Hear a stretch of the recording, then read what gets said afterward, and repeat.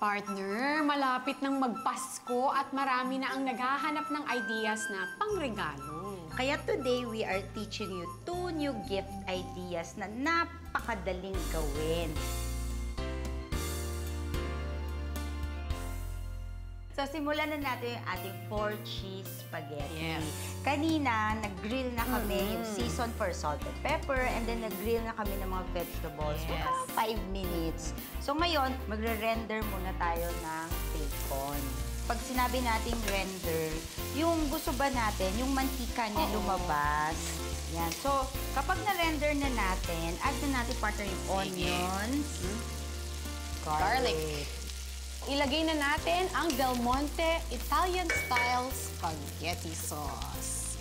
Ito ay may perfect blend of herbs, spices, parmesan cheese, and meat na kukumpleto sa sarap ng ating sauce. And of course, last yung ating stock. Halu-haluin natin, and then simmer natin for 5 minutes, and then pwede nang iset aside.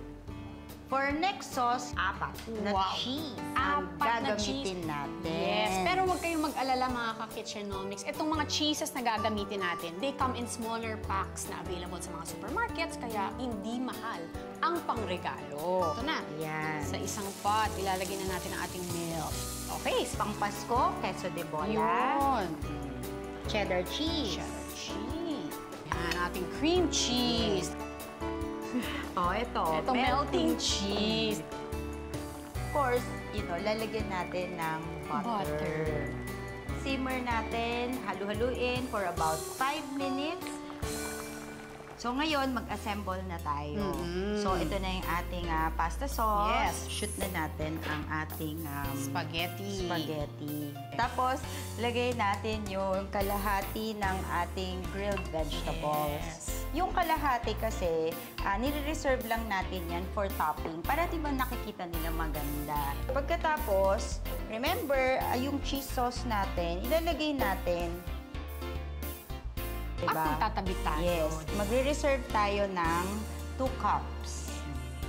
At pagkatapos, isalin na natin sa 4 na 8x8 aluminum foil o kaya plastic na trays. Ilalagay na natin yung ating remaining Ni-reserve na white cheese sauce. Spread natin sa ibabaw.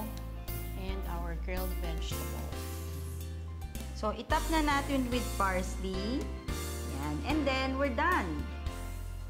So, ngayon, gagawin na natin ang ating second gift idea, ang fruit shortcake in a bottle. Siyempre, kailangan natin yung ready-made cake na galing sa bakery o kaya naman sa supermarket. So, gugupitin lang natin or isa-slice natin. So, to assemble, ang kailangan natin gawin, partner, Ilagay ang cake. Add 1 or 2 tablespoons of syrup from the Del Monte Fiesta Fruit Cocktail. get tayo ng plastic, yung resealable or any plastic actually na medyo makapal. Pitin mo lang yung kanto. Then squeeze the cream sa bottle. And then add na natin yung ating drained fruit cocktail. Yan, so nirepeat na natin yung layers, di ba? Hanggang mapuno siya. So actually, pwede nyo na ito i-serve or kung ipapamigay nyo, i-chill nyo muna sa ref. Eto na mga ka-kitchenomics ang ating pangregalo ideas. Yung pasta, para maging mas special, pwede tayong magbalot ng wax paper na available naman sa mga supermarkets. Tapos ribbons. Tapos yung shortcake naman, pwede natin lagyan ng mga ribbon, ng mga sticker, para naman mas festive. Wala natin siya, partner. Sarap. Oo naman. Tasty, cheesy, and delicious. Ang sarap. Reregaluhan mo ako niyan sa Pasko. Tapos huwag niyo kalimutan, tatapusin niyo nitong ating fruit shortcake in a bottle. No, perfect talaga tong mga homemade gifts. Yes. And for more fun gift ideas, just log on to www.delmonte.ph/recipes. Happy cooking!